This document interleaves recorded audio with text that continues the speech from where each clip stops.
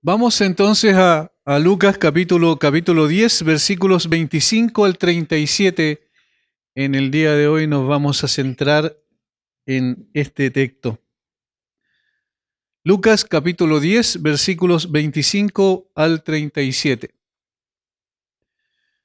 Dice, y aquí un intérprete de la ley se levantó y dijo para probarle: Maestro, ¿haciendo qué cosa heredaré la vida eterna? Él le dijo: ¿qué está escrito en la ley? ¿Cómo lees? Aquel respondiendo dijo: Amarás al Señor tu Dios con todo tu corazón y con toda tu alma y con todas tus fuerzas y con toda tu mente, y a tu prójimo como a ti mismo. Y le dijo: bien has respondido, haz esto y vivirás. Pero él, queriendo justificarse a sí mismo, dijo a Jesús: ¿y quién es mi prójimo? Respondiendo Jesús dijo: un hombre descendía de Jerusalén a Jericó y cayó en mano de ladrones, los cuales le despojaron e hiriéndole se fueron dejándole medio muerto. Aconteció que descendió un sacerdote por aquel camino y viéndole pasó de largo. Asimismo un levita, llegando cerca de aquel lugar y viéndole pasó de largo. Pero un samaritano que iba de camino vino cerca de él y viéndole fue movido a misericordia. Y acercándose, vendó sus heridas, echándole aceite y vino, y poniéndole en su cabalgadura lo llevó al mesón y cuidó de él. Otro día, al partir, sacó 2 denarios y los dio al mesonero y le dijo: cuídamele, y todo lo que gastes de más yo te lo pagaré cuando regrese. ¿Quién pues de estos 3 te parece que fue el prójimo del que cayó en manos de los ladrones? Él dijo: el que usó de misericordia con él. Entonces Jesús le dijo: ve y haz tú lo mismo. Los subtítulos que tiene la Biblia a veces son engañosos porque no necesariamente muestran cuál es el tema del párrafo en cuestión. Y este es un caso de esa naturaleza. El subtítulo que ustedes tienen allí es el buen samaritano. Sabemos que los subtítulos no son inspirados. Y siempre cuando nosotros leemos este texto, se nos viene a la cabeza inmediatamente la parábola del buen samaritano, como si de eso se tratara, como si ese fuera el tema del párrafo. Pero ese no es el tema del párrafo. De hecho, la parábola del buen samaritano es una ilustración del tema del párrafo. Es un elemento pedagógico que el Señor Jesucristo usó para ilustrar lo que Él quería enseñar, que está un poco más profundamente en el texto, quizás un poco visible al leerlo superficialmente. Esta parábola nace de una pregunta que aparece ahí en el versículo 25. Y esa pregunta es la que determina el tema del párrafo.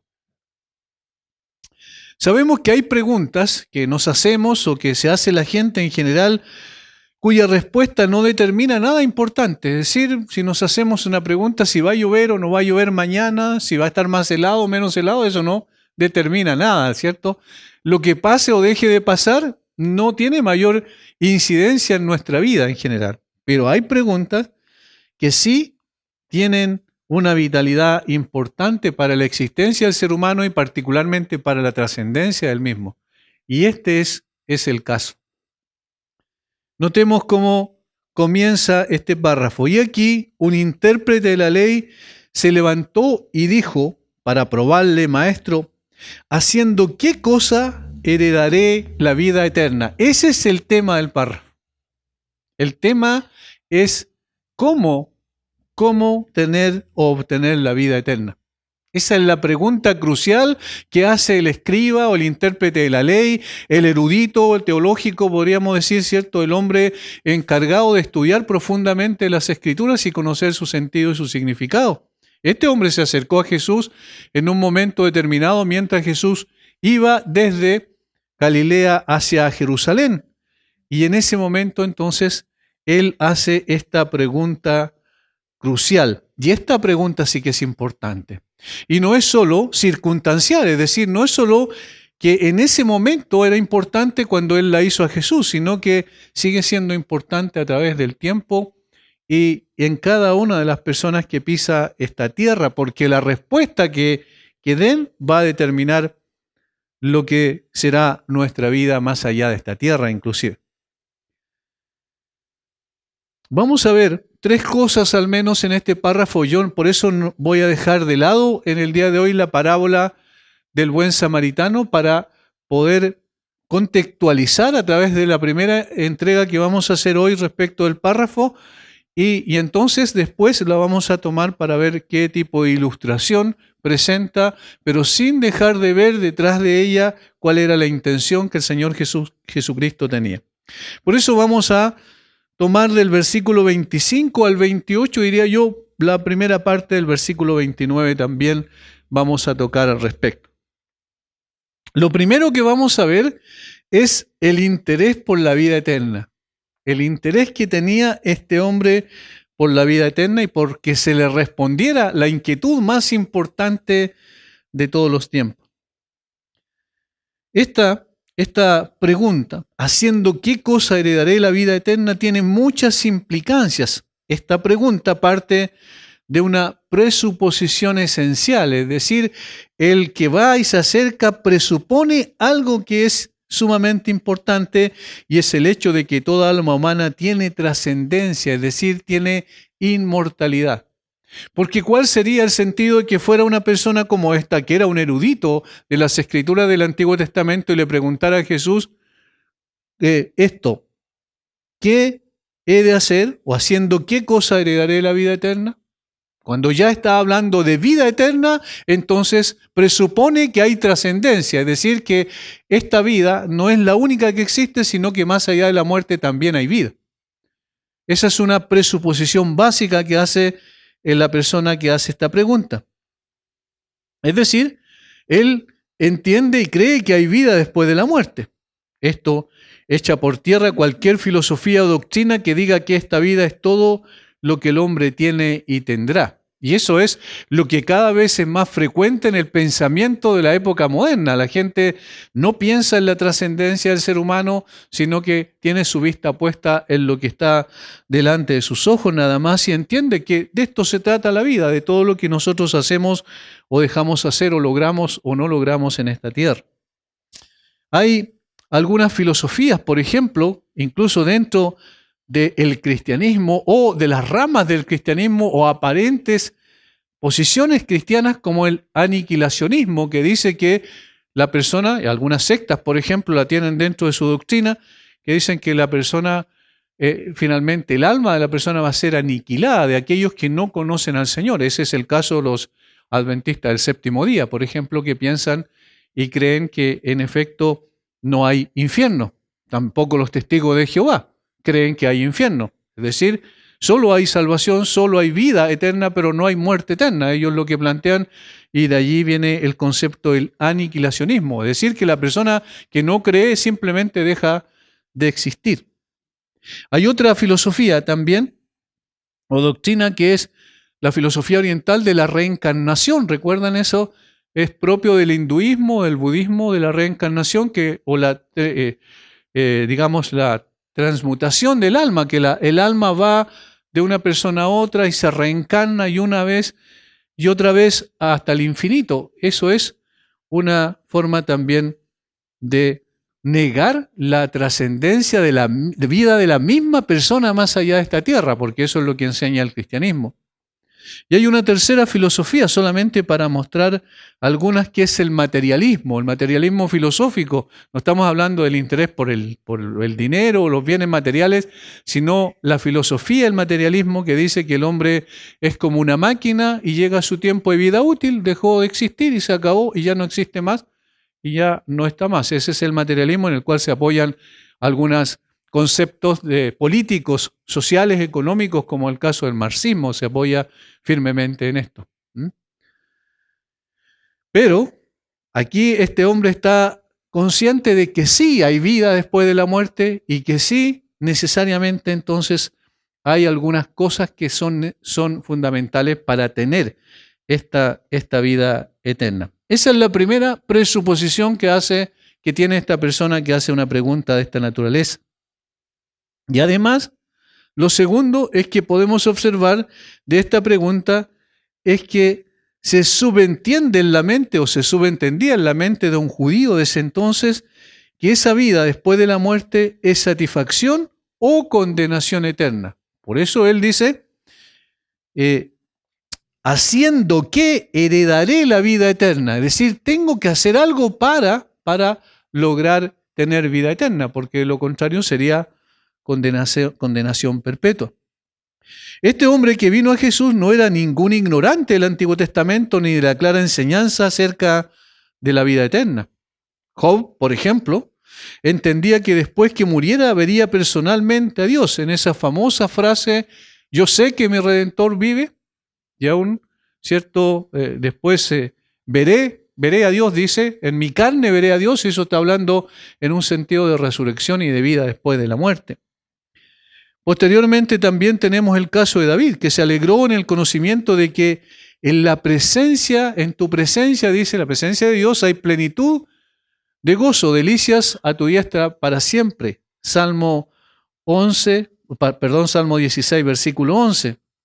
La profecía de Daniel señala, por ejemplo, que recibirán el reino los santos del Altísimo y poseerán el reino hasta el siglo, eternamente y para siempre. Allí habla de trascendencia eterna. Daniel 7:18. Y que al final de los tiempos, muchos de los que duermen en el polvo de la tierra serán despertados, unos para vida eterna y otros para vergüenza y confusión perpetua. Ahí están los dos lados, ¿cierto?, de la trascendencia, muerte eterna o vida eterna. Daniel 12:2 es la última cita que di. De tal manera, entonces, que esta persona tiene dos presuposiciones. La primera es que el alma de la persona o la persona en sí como tal, que es la esencia misma de la persona, trasciende más allá de esta vida. Por lo tanto, se sabe que no era un saduceo que no creía en esas cosas, sino era uno más cercano a la secta de los fariseos, que sí creía en la trascendencia y en la vida eterna. ¿Por qué? Porque era un conocedor del Antiguo Testamento y sabía que el Antiguo Testamento daba fe de que sí había vida después de la muerte. Y, por supuesto, la tercera presuposición es que se asumían siendo judío una persona, en su mente, que ellos eran parte del pueblo de Dios. Entonces, la vida eterna era parte de ellos. Eso es lo que asumían ellos con naturalidad. Pensaban que por el hecho de ser parte del pueblo de Dios en términos étnicos, entonces eso era suficiente para tener la vida eterna. La pregunta es, ¿por qué entonces este hombre que se subentiende a sí mismo y como pueblo, que en realidad ellos son parte del pueblo de Dios y en consecuencia tienen la vida eterna, por qué hace esta pregunta a Jesús? Y aquí hay dos posiciones de comentaristas respecto a esta posibilidad. Algunos dicen de que este hombre hace a Jesús una pregunta sincera y sin doble intención. Es decir, que esta pregunta, haciendo que heredaré la vida eterna, brotaba de lo profundo de su corazón y era una inquietud natural de él y que al mismo tiempo manifestaba una duda respecto a la creencia general de que ellos, por el ser judíos, ya tenían la vida eterna. Había una inquietud en ellos. No bastaba con ser hijo de Abraham, sino descendiente de Abraham, sino también había algo que debían hacer para tener la vida eterna. Había una duda en este sentido. Esa es una posición. Y la segunda posición, y conforme a lo que Lucas aporta en nuestro texto, entienden que era solo una manera de tratar de engañar a Jesús para que encontrar un argumento posteriormente para acusarle. ¿Y por qué digo de acuerdo a nuestro texto en Lucas? Porque dice, y aquí un intérprete de la ley se levantó y dijo, para probarle. ¿Se dan cuenta? Para probarle. Es decir, en otras palabras, no fue sincero en la pregunta, sino que tenía una doble intención. ¿Cuál era la intención? Buscar que Jesús dijera algo y que tuviesen ese algo que dijo, esa respuesta, como argumento para después condenarle, porque ese era el propósito que tenían. Estos hombres siempre andaban con los fariseos buscando algo en Jesús para poder tener una evidencia para hacer una acusación contra él.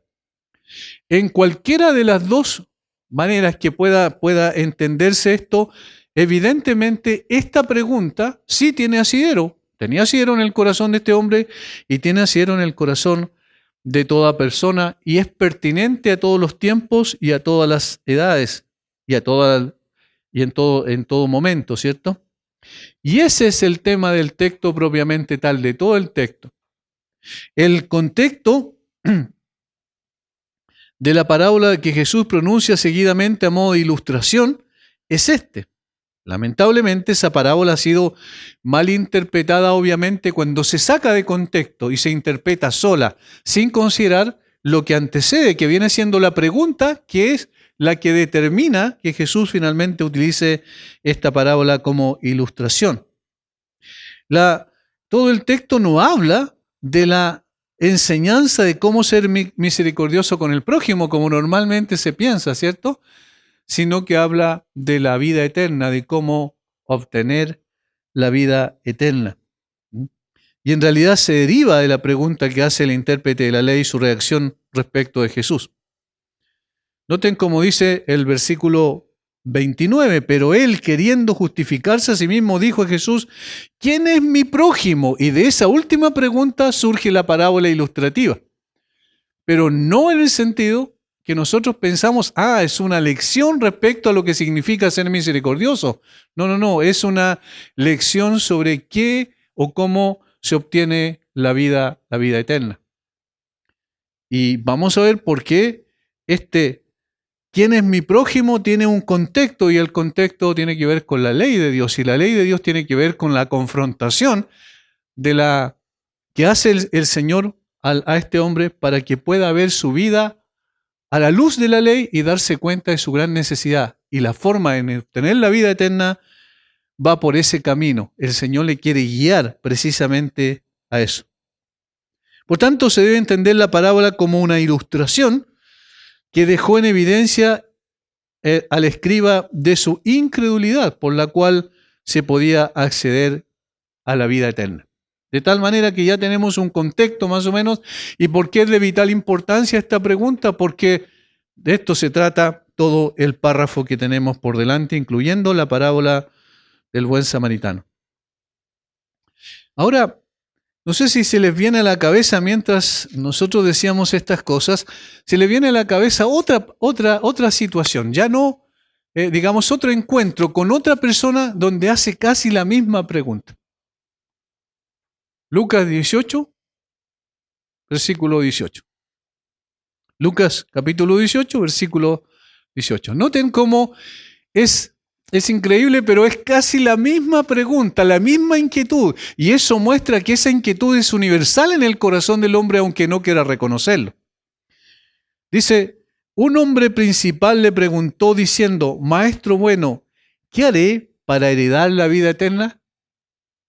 Compárenlo con lo que dice aquí el texto, nuestro texto. ¿Haciendo qué cosa heredaré la vida eterna? Es prácticamente la misma pregunta. Es la misma inquietud que tiene este hombre, y este hombre era el joven rico, ¿recuerda? Y él hace la misma pregunta, y la forma en que Jesús confronta a este muchacho es exactamente igual a la forma en que Jesús confronta al escriba en nuestro texto. Notemos algunas singularidades de esto, como en las dos ocasiones, tanto la del escriba de nuestro texto como la del joven rico, la pregunta comienza casi de la misma forma. ¿Haciendo qué cosa? ¿Qué haré para obtener o para heredar la vida eterna? ¿Dónde está el énfasis? El énfasis está en lo que yo tengo que hacer. Es un énfasis en lo que el hombre debe hacer como requisito para heredar la vida eterna. Hay un humanismo claramente manifestado en las dos preguntas. No dicen, ¿cómo puedo tener la vida eterna? Sino, ¿qué haré? ¿Qué debo hacer? ¿O haciendo qué cosa llego a tener como herencia la vida eterna? Es decir, hay una presuposición también en ambos de que en realidad nosotros o los hombres tenemos la capacidad de hacer algo, de cumplir algún requisito demandado por Dios para obtener la vida eterna. Esto muestra el equivocado concepto que tenían de la naturaleza de la vida eterna o de la salvación, como si dependiera del hombre y no de Dios, como si se pudiera ganar por medio del cumplimiento de alguna demanda de parte de Dios o la obediencia a lo demandado por Dios. Ese es el concepto que tenían en su cabeza. Por eso se habla de que la religión del judaísmo era una religión de obra, porque se pensaba que la persona es la que tenía la última palabra y la capacidad de poder ganarse esa vida eterna por medio del cumplimiento de ciertas demandas que Dios estaba haciendo. Es la misma manera en que las personas, cada vez menos en nuestro tiempo por el avance del secularismo, enfrentan esta pregunta. Es decir, si alguien tiene una inquietud, siempre la pregunta es, ¿qué debo hacer? ¿Qué está en mis manos de hacer para yo obtener la vida eterna? Esto está diciendo, en otras palabras, ¿hay algo que yo deba hacer para ir al cielo? Esto necesariamente tiene que depender de mí. Por eso yo decía que ese es el humanismo implícito que hay en cada uno de nosotros, donde nos cuesta entender que no podemos hacer nada para ganar la vida eterna, pero siempre creemos que algo tiene que depender de nosotros, porque de lo contrario consideramos que es muy extraño que Dios salve a alguien simplemente por su gracia. Jesús, con su respuesta, corregirá los cerrados conceptos sobre cómo tener la vida eterna. Y es, en un sentido, una forma ilustrativa también de mostrarnos a nosotros cómo se debe evangelizar a la persona, es decir, cómo se debe acercar uno a la gente cuando la persona tiene la inquietud, ya como dije, cada vez menos por el avance del secularismo, el ateísmo. Sin embargo, cuando una persona tiene esa inquietud, siempre hay que mostrar lo que el Señor Jesucristo va a hacer aquí. Confrontarlo frente a la ley y decir, no tienes nada que hacer. Intenta hacer lo que quieras, lo que pienses que esté en tu capacidad y nunca vas a poder cumplir con la demanda justa de Dios. Existen entonces, por lo tanto, dos tipos de personas en relación a la pregunta. Están aquellos que tienen una inquietud en sus corazones respecto a la trascendencia, es decir, aquellos que se sientan y piensan, dicen, en efecto, me gustaría saber qué va a pasar conmigo más allá de la muerte. Si hay vida eterna verdaderamente, me gustaría tener esa vida eterna. Es decir, las personas que tienen un sentido de su condición, no desde el punto de vista que se consideran pecadores, sino en el sentido de que ellos quieren disfrutar de ciertas bondades del cielo. Como dije, esta pregunta, esta inquietud está en cada vez menos corazones. Aquellas personas, esto tiene que ver con aquellas personas que de alguna manera, incluso intuitivamente, se preguntan sobre qué ocurrirá con ellos más allá de esta vida. Obviamente, estos son los menos en el día de hoy. Los más son, y esto es el otro tipo de personas, los más son los que han obviado esa pregunta. El enemigo ha cegado el entendimiento de las personas para que se olviden de que son almas inmortales, para poner su mirada solo en lo que está aquí y ahora, en el aquí y el ahora, en el presente. No piense en esas cosas de vida eterna, de muerte eterna, no, esas son cosas de los religiosos, olvídate de eso. Y cada vez el hombre ha puesto más la mirada en lo que puede hacer aquí en esta tierra y lo que puede lograr aquí en esta tierra. Y por eso esta inquietud natural del corazón humano se ha ido cada vez poniendo bajo podríamos decir, una capa de racionalismo, y ese racionalismo ha llegado a ser ateísmo finalmente. Y por eso es que la gente hoy no se hace esta pregunta muchas veces. Para la gente es más importante pensar en qué comeremos o qué beberemos, como dice el apóstol Pablo en sus cartas, ¿cierto? ¿Con qué nos vestiremos? ¿Cómo podemos obtener dinero? ¿Cómo podemos divertirnos? ¿Cómo podemos prosperar en este mundo? Esas son las preguntas que la gente se hace. Todo tiene que ver con lo que dice Eclesiastés como una especie de estribillo en todo el libro, debajo del sol. Es decir, lo que pasa aquí delante de nuestros ojos nada más. Esto identifica a la mayor parte de la gente. Por eso el Señor en el Sermón del Monte dice que hay dos puertas, ¿recuerdan? Y dos caminos. Y dice que la puerta ancha y el camino ancho son muchos los que van por él. Pero la puerta angosta o la puerta estrecha y el camino angosto son pocos los que van por él. Es decir, siempre son más en cuanto a cantidad, cuantitativamente, los que van por el camino ancho y espacioso. Este tema de la vida eterna nunca ha sido popular y en nuestro contexto actual resulta más impopular aún. Todas las miradas están puestas en las cosas de esta tierra y muy pocos se preguntan sobre dónde pasarán la eternidad. En la mayoría de los casos la gente ha dejado de creer en la eternidad. El materialismo que postula que somos simplemente, como dije anterior, máquinas con una vida útil determinada que cuando llega a su fin, entonces simplemente dejamos de existir. Con su pariente cercano, el inmanentismo, de inmanente significa de lo que está pasando aquí nada más y no de lo trascendente, que fue promulgado, que fue muy conocido, que hoy día es muy conocido en la filosofía política y que procede de Antonio Gramsci, el filósofo italiano de la primera parte del siglo XX, el filósofo y también activista político, que es la religión de este tipo de pensamiento, el inmanentismo es la religión de hoy. De hecho, cuando la nueva Constitución dice que somos un país laico y que en consecuencia el Estado no tiene una religión, todas las religiones son aceptadas por el Estado, pero el Estado no tiene ninguna religión, es una mentira disfrazada. ¿Por qué? Porque eso sería lo correcto y lo adecuado, que el Estado no tuviera ninguna religión, pero diera libertad a la manifestación de todo el resto, pero en realidad el Estado tiene una religión y es el ateísmo. Ese es el concepto que hay detrás. Eso es el laicismo que se conoce, que es la filosofía que usa este concepto de Estado laico, separación de Iglesia y Estado, para poder meter su filosofía ateísta dentro de su accionar. Esto es lo que tenemos en el día de hoy. Por tanto, no hay nada mejor que comamos y bebamos porque mañana moriremos. Colosenses, ¿verdad? Tenemos ese texto.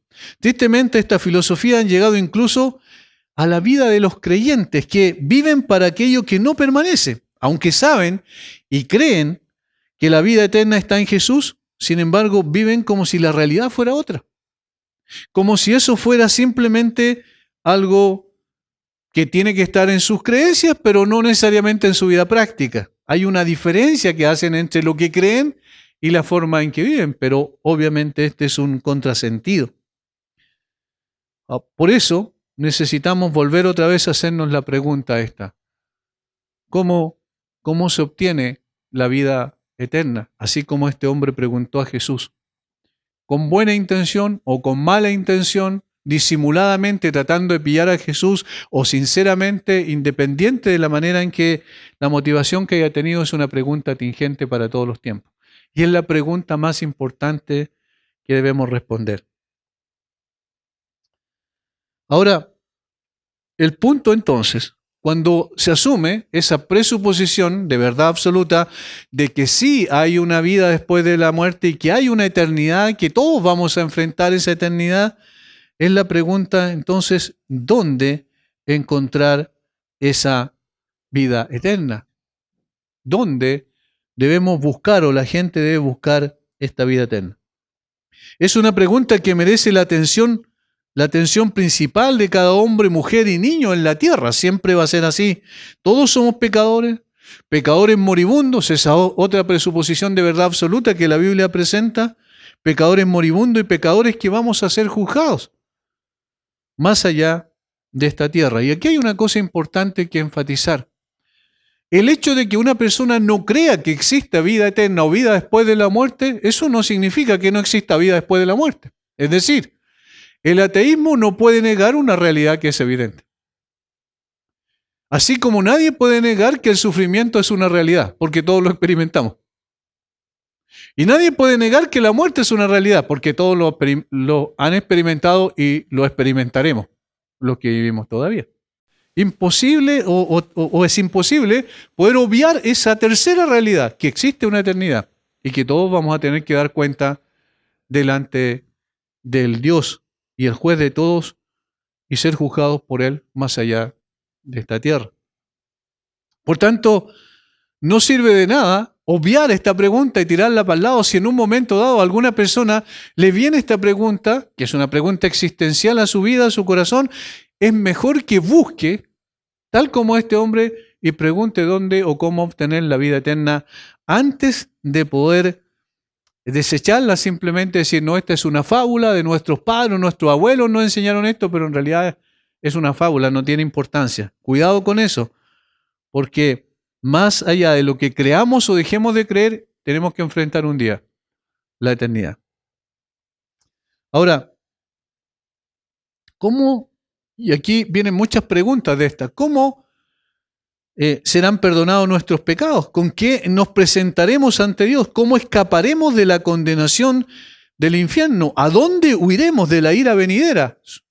Son todas preguntas importantes. ¿Qué debemos hacer para ser salvos? Recuerden, varones hermanos, ¿qué haremos? Dijeron los hombres allí presentes en el día de Pentecostés, celebrando esa fiesta judía con toda la pompa en ese día de Pentecostés, cuando el apóstol Pedro se para y presenta el Evangelio, y cuando está terminando diciendo que Dios hizo al Señor Jesucristo Señor y Cristo, lo exaltó y lo sentó a su diestra, y ellos dicen, varones hermanos, ¿qué haremos?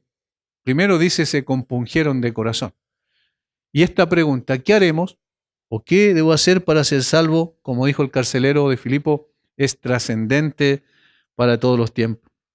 Estas son preguntas que la gente de todos los rangos debe hacerse tarde o temprano y nunca descansar hasta encontrar una respuesta, y solo Jesús tiene la respuesta a esta crucial pregunta. Y aquí estamos respondiendo a otra pregunta que se implica, ¿dónde encontrar la vida eterna? Y este hombre fue a la persona correcta, a Jesús. Y aquí quiero que veamos lo segundo, que es la provisión de la vida eterna. ¿Dónde encontramos? ¿Está provista esa vida eterna? Y Jesús hace algo muy interesante con este hombre, lo mismo que hace con el joven rico.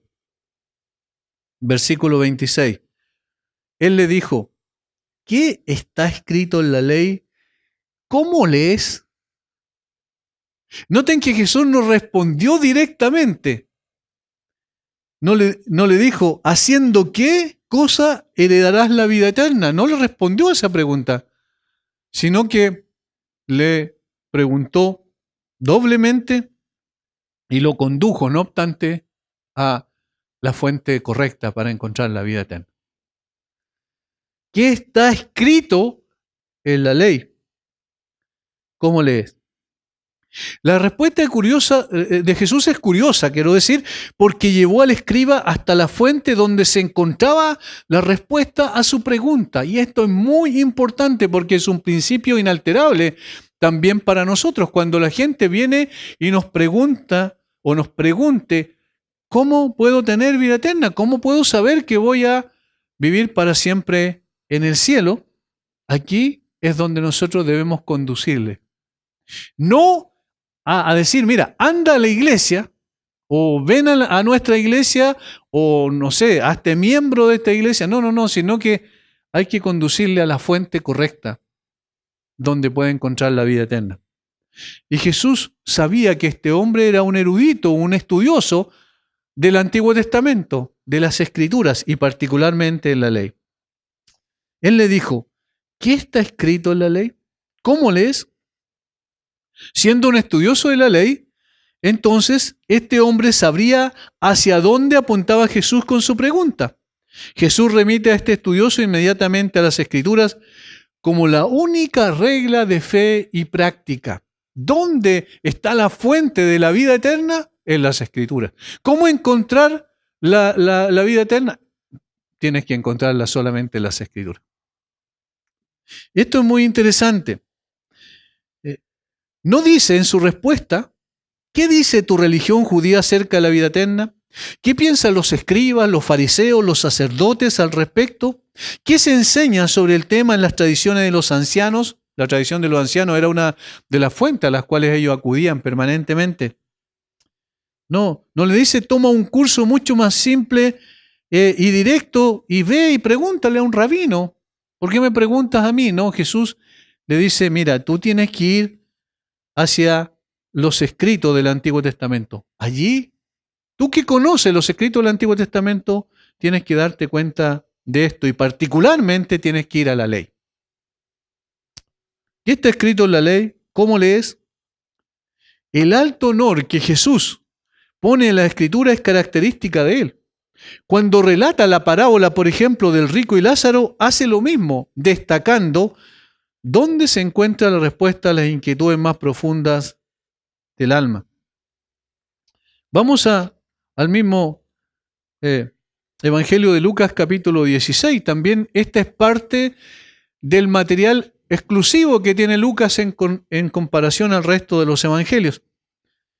Capítulo 16. Del versículo 19 en adelante está la parábola, pero yo quiero ir un poquito más adelante para que tomemos del versículo 23. Cuando ya el rico está en el Hades, ¿cierto? En tormentos, versículo 23, y en el Hades alzó sus ojos, estando en tormentos, y vio de lejos a Abraham y a Lázaro en su seno. Entonces él dando voces dijo: Padre Abraham, ten misericordia de mí y envía a Lázaro para que moje la punta de su dedo en agua y refresque mi lengua, porque estoy atormentado en esta llama. Pero Abraham le dijo: Hijo, acuérdate que recibiste tus bienes en tu vida y Lázaro también males, pero ahora este es consolado aquí y tú atormentado. Además de todo esto, una gran cima está puesta entre nosotros y vosotros, de manera que los que quisieren pasar de aquí a vosotros no pueden ni de allá pasar acá. Es decir, en otras palabras, no hay ninguna esperanza. No puede. Ya no hay nada que hacer contigo. Entonces le dijo el rico: pues Padre, te ruego pues Padre, que le envíes a la casa de mi padre, porque tengo 5 hermanos, para que les testifique, a fin de que no vengan ellos también a este lugar de tormento. Envía a alguien que vaya y les diga, para que sean advertidos, no como yo, que probablemente no hice caso a la advertencia. Ellos sí lo pueden hacer. Versículo 29, y Abraham le dijo a Moisés y a los profetas óiganlos. ¿Qué es lo que le está diciendo? Hay una fuente para saber cuál es la respuesta a esta pregunta. ¿Cómo encontrar la vida eterna? ¿Por qué Lázaro está en un lugar de satisfacción y tú estás en un lugar de tormento? Porque no encontraste la fuente, porque hiciste caso omiso a la fuente, de tal manera que ellos tienen la fuente. ¿Cuál es? A Moisés y a los profetas tienen. Y esa es una forma de decir todo el Antiguo Testamento. Entonces, él dijo: no, padre Abraham, pero si alguno fuere a ellos de entre los muertos, se arrepentirán. Es decir, si hubiese un milagro tan extraordinario que resucitase a una persona y la envías allá, entonces esa persona va a decir: no hay vuelta que darle, tengo que creer porque aquí hay evidencia palpable. Pero ¿qué le responde Abraham? Más Abraham le dijo: si no oyen a Moisés y a los profetas, es decir, lo escrito, tampoco se persuadirán aunque alguno se levantare de entre los muertos. Notan que Jesús una y otra vez tenía la costumbre de llevar a la gente a la fuente principal de la cual mana la verdad. Porque solo allí encontrarán la verdad, solo allí se darán cuenta de dónde está la vida eterna o cómo obtener la vida eterna. Las Escrituras Sagradas, hermanos, son la fuente de toda sabiduría y allí, solo allí, encontramos la respuesta a la pregunta sobre la vida eterna. ¿Cómo lees? Se podría traducir: ¿cómo entiendes? Tú conoces esto. ¿Cómo lo entiendes? Pero lo más probable, como dice alguien, es que se pueda traducir: ¿qué recitas? La segunda pregunta. ¿Qué recitas? Y aquí hay una dirección. El Señor Jesucristo lo está dirigiendo directamente a reconocer lo que se conocía en el pueblo de Israel como la Shemá. Oye Israel, Jehová nuestro Dios, Jehová uno es. Y amarás al Señor tu Dios, y ahí viene todo lo demás adelante que está en Deuteronomio capítulo 6, versículos 4 y 5. ¿Por qué? ¿Por qué? ¿Qué recitas? Porque ellos lo recitaban 2 veces en el día, en la mañana y en la tarde. Era el credo principal del pueblo de Israel. De tal manera que le está diciendo: ¿qué recitas tú todos los días? Para que se diera cuenta dónde estaba la fuente de la vida eterna. Y entonces el hombre responde correctamente porque era un conocedor de las Escrituras del Antiguo Testamento. Pero ¿qué es lo que el Señor quiere hacer con esto? Quiere realmente decirle, bueno, tienes que hacer esto. Lo que aparece en el versículo 27.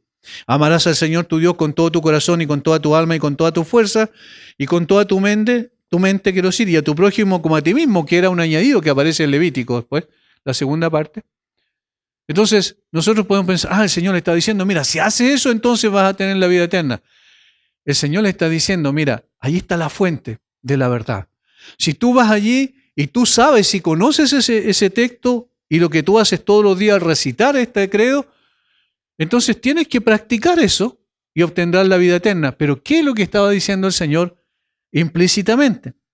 El Señor quiere confrontar al escriba con su propio conocimiento de la ley para que pueda entender la respuesta a su pregunta. Este es el punto principal. Quiere confrontarlo con la ley para que él responda la pregunta que le hizo a Jesús. Lo desafía a ir a la Escritura para mostrar haciendo qué el hombre podría heredar la vida eterna. ¿Qué es lo que está diciendo? Amarás al Señor tu Dios con todo tu corazón y a tu prójimo como a ti mismo. Ese es el resumen de las tablas de la ley, ¿verdad? La primera que determina los 4 primeros mandamientos que tienen que ver con amar a Dios y la segunda que tienen que ver con los otros 6 mandamientos que tienen que ver con amar al prójimo. Ahora, ¿qué es lo que está entonces haciendo el Señor Jesús? Está mostrándole que Él debe hacer eso, pero lo implícito es que haciendo eso se dará cuenta que no puede. Ese es el sentido de la confrontación. Él debería reconocer su total impotencia para ganar la vida eterna. Hacia allí lo está conduciendo el Señor con su pregunta. El intérprete de la ley responde correctamente. Esto es. Dice, amarás al Señor tu Dios con todo tu corazón y con toda tu alma y con toda tu fuerza y con toda tu mente. Y esto viene obviamente de la Shema de Israel. Shema es oye. Eso es lo que significa en el hebreo. La oración adicional, y a tu prójimo como a ti mismo, se cita, como dije, en Levítico capítulo 19, versículo 18. Y ahí está el resumen total de la ley. Cuando se le pidió que nombrara el más importante de los mandamientos, Jesús dio la misma respuesta que el intérprete en Marcos 12, 28 al 31, quiero decir. Por tanto, la respuesta fue correcta. Este hombre acertó, dio en el clavo, y nosotros podríamos decir que bien, va camino hacia el arrepentimiento y hacia obtener la vida eterna. Ahora está entendiendo. ¿Por qué? Porque contestó correctamente. Solo quien ame a Dios y a su prójimo de la manera demandada en el Shema puede tener vida eterna. Eso es lo que está diciendo Jesús. Jesús le dijo, bien has respondido, haz esto y vivirás. No existe una respuesta que provenga directamente de la Biblia que sea errada, excepto cuando se saca de contexto, cuando se abusa y se saca de contexto la Escritura. Allí puede errarse. Pero cuando es literal, como en este caso, es imposible. No existe una respuesta que sea incorrecta que proceda de la Biblia. No importa quien diga algo en la religión, ya sea un padre antiguo, un padre de la iglesia, un pastor moderno y conocido o un erudito bíblico del día de hoy. Debemos siempre preguntarnos, ¿lo que enseña está en la Biblia? ¿Puede ser probado por la Biblia? Si no, hemos de desecharlo absolutamente sin ningún reparo. Ese es el principio aquí que tenemos en el texto. Debemos desecharlo, sacarlo de nuestra mente. Esto no corresponde. Si alguien dice algo y ese algo se contradice que lo que está diciendo, aunque sea en una mínima parte con lo que dice la Biblia, entonces debemos desecharlo. Eso es lo que tenemos que hacer como los hermanos de Berea, ¿recuerdan? No importa cuán hermosos e ingeniosos puedan parecer los sermones o los libros cristianos, ojo con eso. ¿Son en lo más mínimo contrario a las Escrituras? Si lo son basura y veneno y guía sin valor. Y tenemos que desecharlo, simplemente. Porque la única verdad está en las Escrituras. Porque la verdad viene de Dios y Dios ha revelado en su palabra esa verdad. ¿Y cómo encontrar la vida eterna? Solo tenemos que decirle a la gente, vaya a la palabra. Allí se encuentra la verdad respecto de eso. Y no hay que tener temor, Porque muchas veces pensamos, estamos en una era moderna, ¿cómo le voy a hablar de vida eterna? Va a creer que es un mito, una fantasía. ¿Cómo le voy a hablar de condenación y muerte en el infierno? Cuando va a decir, esa es una amenaza que tienen los canutos, ¿cierto? Que siempre amenazan a la gente con eso. No, tenemos que decirle la verdad, porque eso es lo que dice la Escritura. Y tenemos que decirle que si no se arrepiente, la condenación es lo único que les espera. Y tenemos que decirle que en Cristo solamente se encuentra la vida eterna, pero eso es lo que nosotros aprendemos ¿de dónde? De las Escrituras. Por eso el Señor confrontó a este hombre con la Escritura. Esta es la única regla y medida de la verdad. Recuerden lo que dijo Isaías, a la ley y al testimonio. Si no dijeren conforme a ellos, porque no les ha amanecido. Así de simple. Y Jesús lleva a este hombre a esa confrontación. Y la respuesta de este hombre nos lleva a la tercera consideración. El obstáculo para la vida eterna.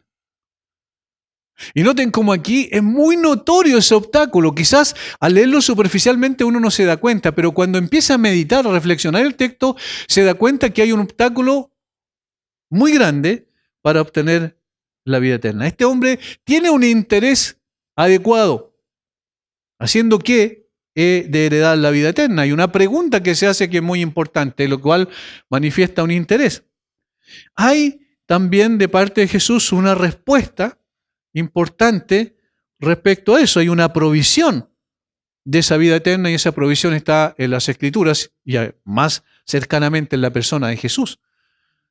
Pero hay un obstáculo para obtener esta vida eterna. Y este obstáculo no está en Jesús, no está en la palabra de Dios, sino está en Él mismo, que mostró interés por la vida eterna, pero que al mismo tiempo coloca un obstáculo para obtenerla.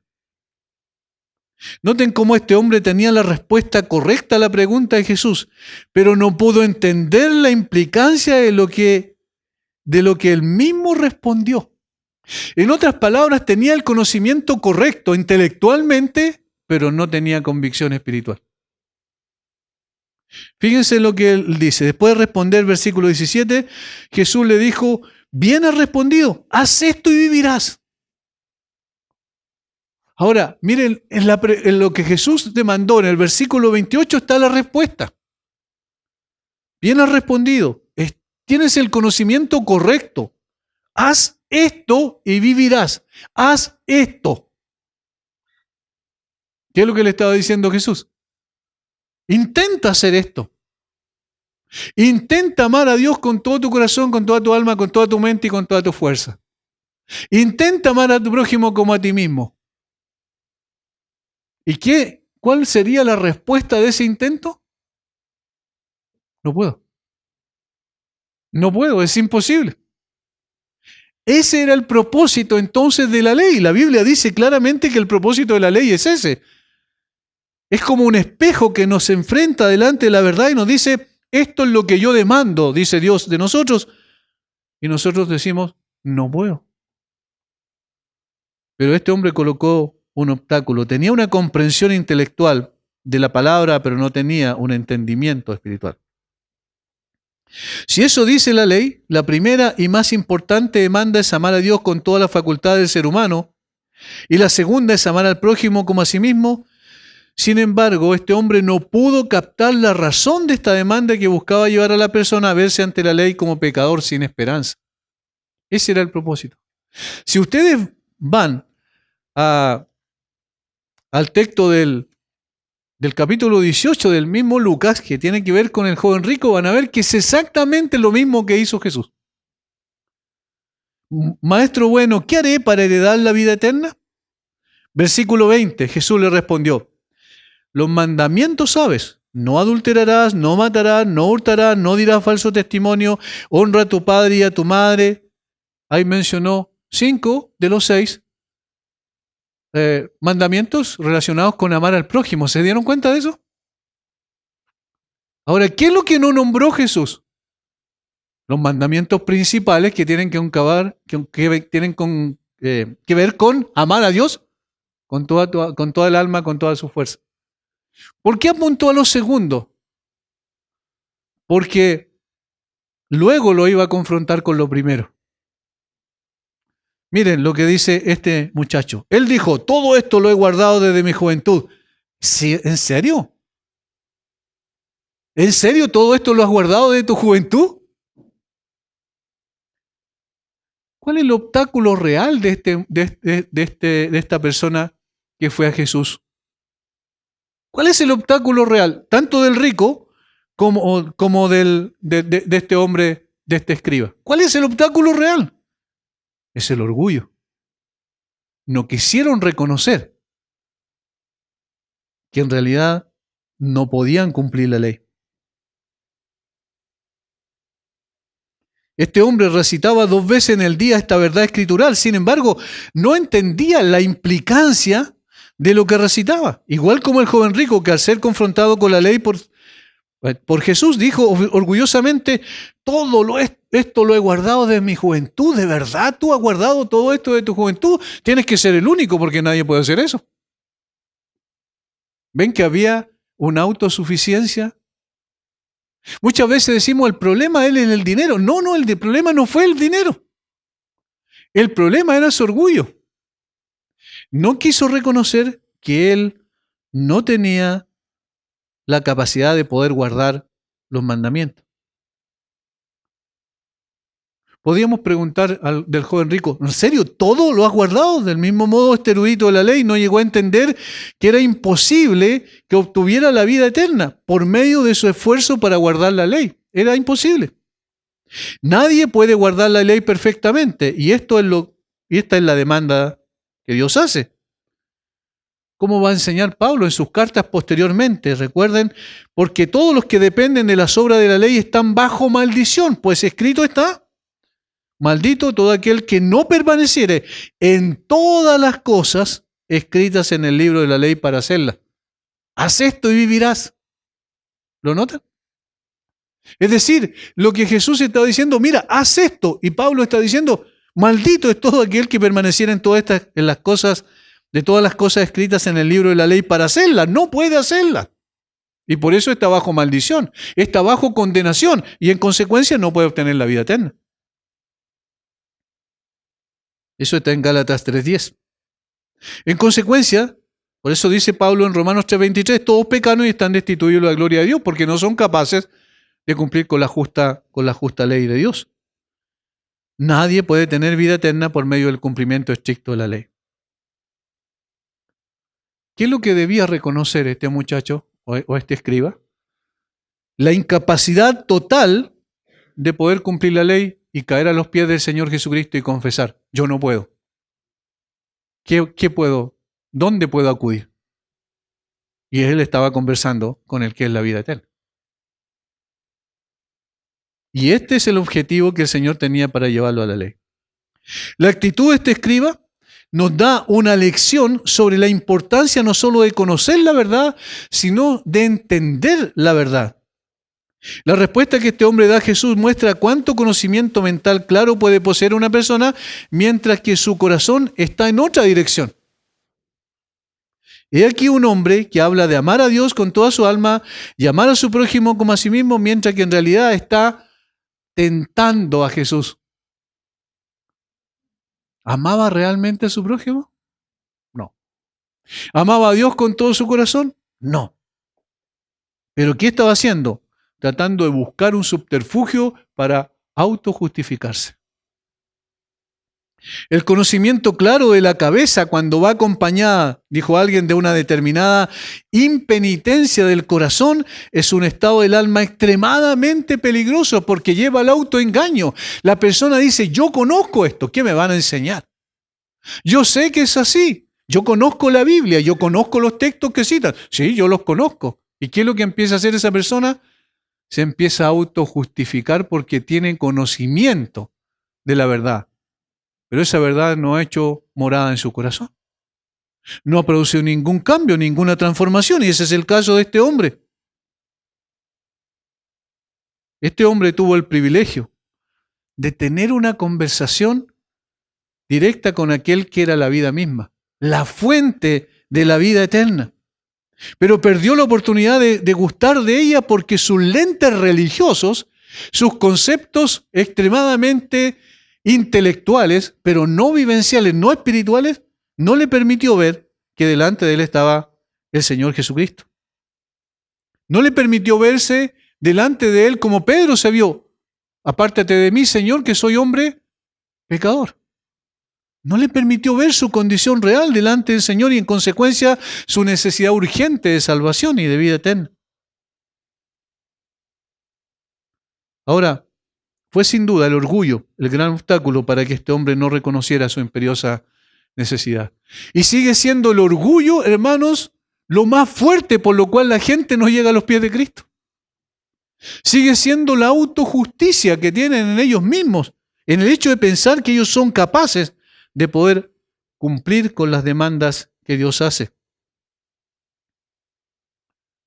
Dice el versículo 29, pero él queriendo justificarse, miren, allí está el punto, queriendo justificarse a sí mismo.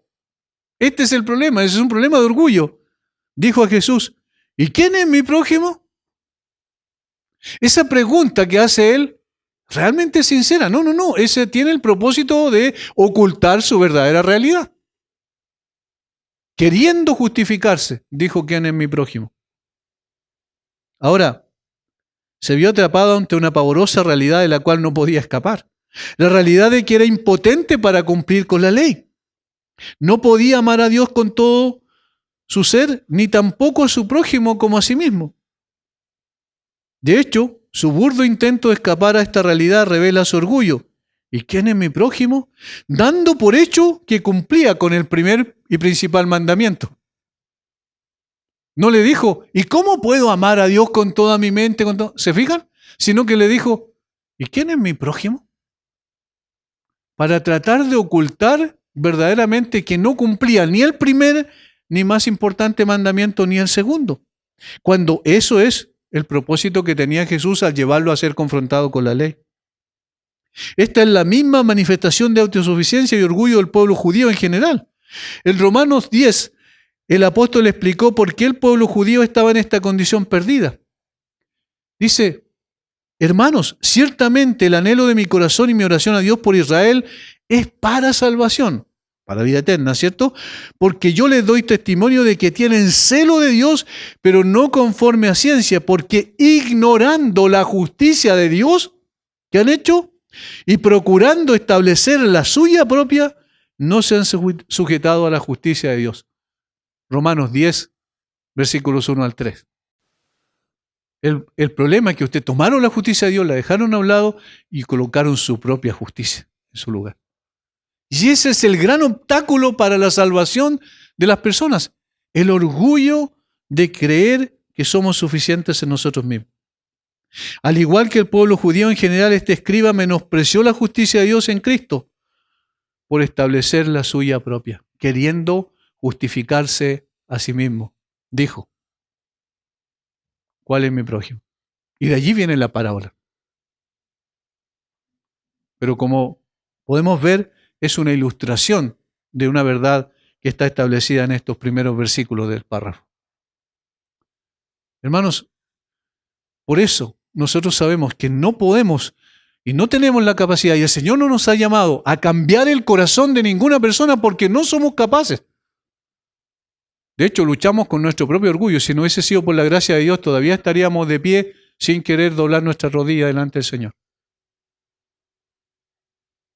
Pero tenemos que entender esto. Cuando llegamos a una persona y esa persona tiene una inquietud sincera, hemos de llevarle a la palabra de Dios y a la persona del Señor Jesucristo. Pero no a las formas en que nosotros establecemos de ceremonias, de culto, de cumplimiento de rituales, porque allí no está la vida eterna. La vida eterna está en la palabra de Dios y está en la persona del Señor Jesucristo. Él es el único que puede quebrantar ese orgullo y llevarlo al arrepentimiento. Padre, muchas gracias por este tiempo que nos regalas de poder estar alrededor de tu palabra. Es tan precioso, Señor, poder meditar en ella. Y tan precioso también poder ver la implicancia y la pertinencia de esta palabra para el día de hoy y para cada uno de los seres humanos que vivimos en este tiempo. Señor, no importa cuánto tiempo pase, cuántas cosas cambien en lo exterior, el corazón del hombre sigue siendo el gran problema por el cual no llegan a tus pies. ¿Cuánto tiempo nosotros mismos, Señor, endurecimos nuestro corazón? Pero tú en tu gracia llegaste con el fuego de tu espíritu para derretir ese corazón de hielo y llevarnos a tus pies en arrepentimiento y fe. Oramos por aquellos que todavía, Señor, tienen su corazón endurecido. Rogamos que tu gracia les alcance para que ellos puedan ver que no pueden llegar al cielo por su propia justicia, sino solo por la justicia de Cristo. Señor, gracias por este tiempo. Bendice a mis hermanos. En el nombre glorioso de Jesús. Amén.